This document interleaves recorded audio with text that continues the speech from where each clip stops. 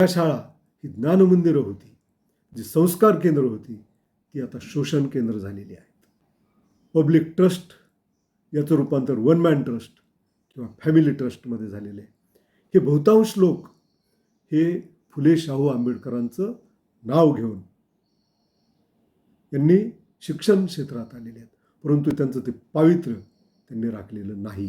या देशातली लोकशाही व्यवस्थाच कोसळून पडते की काय, अशी परिस्थिती देशामध्ये निर्माण झालेली होती.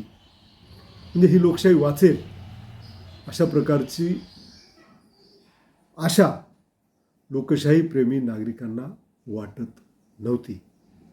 परंतु अभिजित दिपके नावाचा एक विद्यार्थी, बोस्टनमध्ये शिकणारा विद्यार्थी देशात येतो काय आणि नीट पेपर फुटीच्या संदर्भामध्ये केंद्रीय शिक्षण मंत्र्यांनी राजीनामा दिला पाहिजे यासाठी चळवळ उभारतो काय आणि त्याला अभूतपूर्व उत्स्फूर्त असा प्रतिसाद या देशातली जेन झी आणि त्याच्यानंतर आता जेन अल्फा सुद्धा देते काय.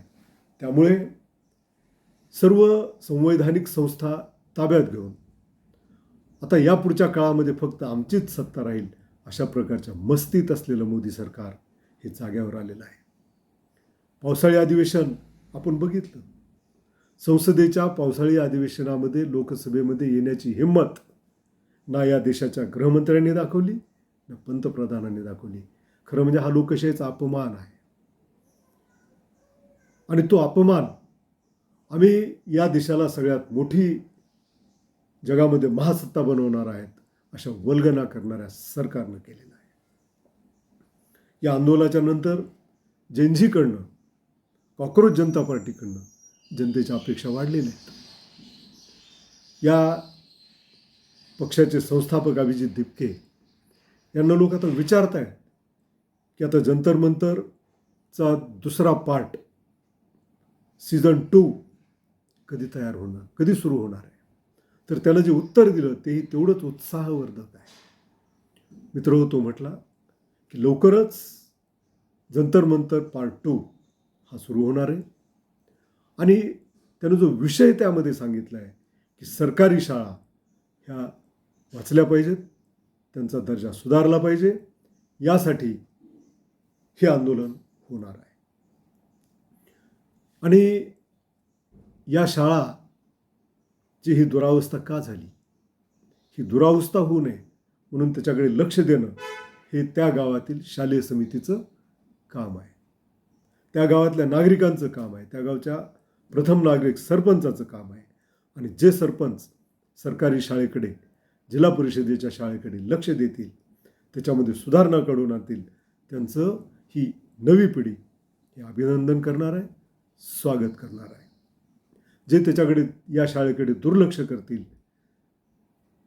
त्यांचा हिशोब ही नवी पिढी केल्याशिवाय राहणार नाही. मित्रहो, महाराष्ट्राला शिव फुले शाहू आंबेडकरांची परंपरा आहे. फुले शाहू आंबेडकर या महामानवांनी सर्वात जास्त महत्त्व कशाला दिलं असेल तर ते शिक्षणाला दिलेलं आहे. जेव्हा बहुजन समाजाची वाईट अवस्था काय आहे याचा विचार महात्मा ज्योतिराव फुले यांनी केला, तेव्हा अज्ञान, शिक्षण नसणं हे त्याचं सर्वात मोठं कारण असल्याची बाब त्यांच्या लक्षात आली. आणि म्हणून ते म्हटले, विद्येविना मती गेली, मतीविना नीती गेली, नीतीविना गती गेली, गतीविना वित्त गेले, वित्ताविना शूद्र खचले, एवढे अनर्थ एका अविद्येने केले. आणि मग त्यांनी जी महाराष्ट्रात शिक्षण चळवळ राबवली, मुलींसाठी पहिली शाळा काढली, मुलींना शिकवायला महिला शिक्षक असावी म्हणून आपल्या पत्नीला शिकवलं, सावित्रीबाईला शिकवलं. आणि सावित्रीबाई ही या देशातील पहिली स्त्री शिक्षिका, स्त्री मुख्याध्यापिका ठरली. ती जेव्हा शाळेत शिकवायला चालली, सोबतीला फातिमा शेख या होत्या, तेव्हा त्यांचं स्वागत या ठिकाणी कसं झालं. शेणाचे गोळे मारून, चिखलाचे गोळे मारून त्यांना नाउमेद करण्याचा प्रयत्न करण्यात आला, परंतु सावित्रीबाई मागे हटल्या नाहीत. त्यांनी मुलींना, शूद्रांना, बहुजनांना शिक्षण देणं सुरूच ठेवलं. त्यांचा तो वारसा राजर्षी छत्रपती शाहू महाराजांनी चालवला आणि मोफत आणि सक्तीचं शिक्षण देणारा पहिला राजा म्हणून त्यांचं नाव या देशाच्या इतिहासामध्ये कोरलं गेलं.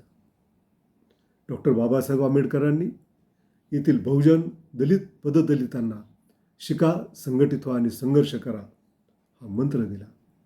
त्यांचा तो वारसा कर्मवीर भाऊराव पाटील, डॉक्टर पंजाबराव देशमुख, कर्मवीर मामासाहेब जगदाळे, मराठवाड्याचे कर्मवीर समाजसुधारक बलभीमराव कदम अशा असंख्य शिक्षण महर्षींनी पुढं नेला आणि गावागावात शाळा सुरू केल्या.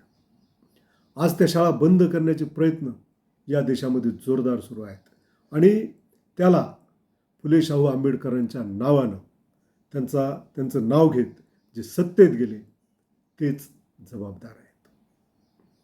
शिक्षण महर्षींची जागा शिक्षण सम्राटांनी घेतली आणि आता शिक्षण माफियामध्ये त्यांचं रूपांतर झालेलं आहे. म्हणजे शिक्षण हा तिथं उद्देश नाही. म्हणजे ज्या शाळा ही ज्ञानमंदिरं होती, जी संस्कार केंद्र होती, ती आता शोषण केंद्र झालेली आहेत. पब्लिक ट्रस्ट याचं रूपांतर वन मॅन ट्रस्ट किंवा फॅमिली ट्रस्टमध्ये झालेले आहे. हे बहुतांश लोक हे फुले शाहू आंबेडकरांचं नाव घेऊन यांनी शिक्षण क्षेत्रात आलेले आहेत, परंतु त्यांचं ते पावित्र्य त्यांनी राखलेलं नाही. अगदी अनेक संस्थाचालक नेमणुकीसाठी पैसे घेतात. अनेक म्हणण्यापेक्षा फार क्वचित संस्थाचालक हे नेमणुकीसाठी पैसे घेत नसतील. फार बोटावर मोजणे संस्थाचालक हे फुले शाहू आंबेडकरांच्या विचाराप्रमाणे चालतात. ज्या राजकीय मंडळींनी संस्था काढलेल्या आहेत त्यांच्याबद्दल तर आपण बघा. शिक्षकांना ते पगारी कार्यकर्ते समजतात. निवडणुकीची सगळी कामं ही शिक्षकाकडून करून घेतली जातात. म्हणजे अगदी मतदार नोंदणी असेल, प्रचार असेल किंवा त्या नेत्याच्या प्रचारासाठी लागणारा फंड उभा करण्यासाठी सुद्धा शिक्षकांनाच वेठीला धरलं जातं. विद्यार्थी संख्या कमी होत असताना मुलं जमा करा, त्यासाठी स्कूल बसेस लावा, इमारतीचं भाडं द्या, अशी एक काय प्रकार आहेत, अनेक प्रकार आहेत. आणि सरकारला हे दिसत नाही.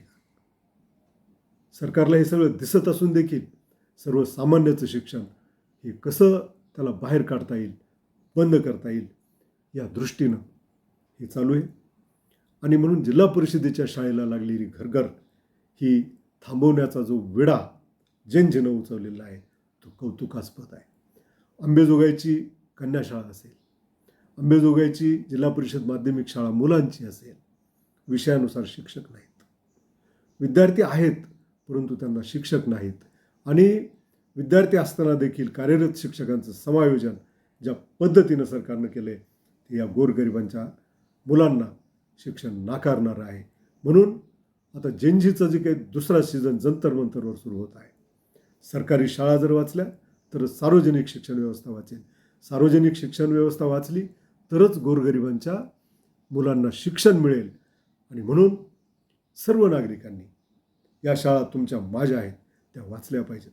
ज्या खाजगी शाळा आहेत मग त्या स्वयंअर्थसहित असतील, इंग्रजी शाळा असतील, या सर्वसामान्याच्या शाळा नाहीत. त्यांची फीस गोरगरिबांच्या आवाक्याच्या बाहेर आहे. परंतु फक्त नाविलाज म्हणून पालक आपल्या मुलांना या शाळेत विकतचं शिक्षण देतात. त्याचं कारण वेगवेगळ्या कारणांनी सार्वजनिक शिक्षण व्यवस्थेतील शाळांचा दर्जा हा कसा ढासळेल असेच प्रयत्न सरकारनं केला आहे. म्हणजे मागं काँग्रेसचं सरकार असताना पाणी अडवा पाणी जिरवा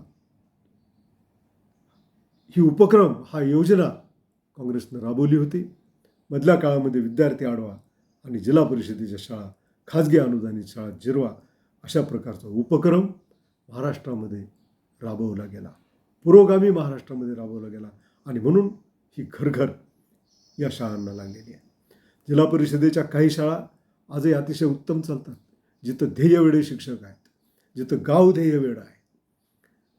ते गावकरी शिक्षकांना सर्व प्रकारच्या सुविधा देतात, शाळेला सर्व प्रकारच्या सुविधा देतात. त्या ठिकाणच्या शाळा अतिशय चांगल्या आहेत. मग जिल्हा परिषद प्राथमिक शाळा जरेवाडी असेल की जिल्हा परिषद माध्यमिक शाळा खोकरमोह असेल, जीपम आशा शाळा चौसाळा असेल, अशा या परिसरातल्या शाळा अतिशय उत्तमपणे चालतात. त्याचं कारण गावकऱ्यांचं लक्ष आहे. आता जनजी लक्ष देतं आहे आणि म्हणून ह्या शाळा वाचवण्याची जबाबदारी तुमची आमची आहे. 1ली ते 10वीच्या शाळा, 1ली ते 10वीचे वर्ग आणि 3 शिक्षक आणि आहेत त्या शिक्षकांना देखील SIR, जनगणना, 1760 ऑनलाईन अशी कामं, म्हणजे त्याला त्याच्या शिकवण्याच्या कामाकडे वेळ मिळू नये अशा प्रकारची जी रचना केलेली आहे त्याच्या विरोधामध्ये आम्हाला आवाज उठवावा लागेल. सार्वजनिक शिक्षण व्यवस्थेतील जिल्हा परिषदेच्या शाळेत विद्यार्थी किती असो ते वाढतील कसे ह्याचे प्रयत्न गावकऱ्यांनी केले पाहिजेत, ह्याचे प्रयत्न सरपंचांनी केले पाहिजेत, ह्याचे प्रयत्न नगराध्यक्षांनी केले पाहिजेत, सर्व लोकप्रतिनिधींनी केले पाहिजेत, पालकांनी पण केले पाहिजेत आणि तुमच्या माझ्या शाळा वाचवल्या पाहिजेत.